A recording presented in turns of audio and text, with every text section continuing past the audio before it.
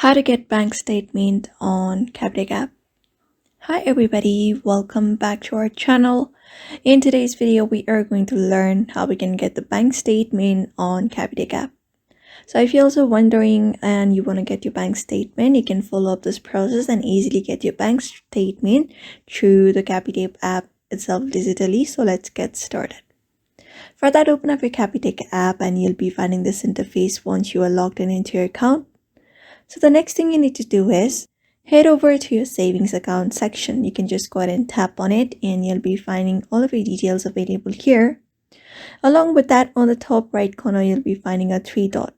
So just go ahead and tap on it. Once tapped on it, you need to select the email statement, the middle one, the email statement, where you'll be getting all of your details in your provided email address.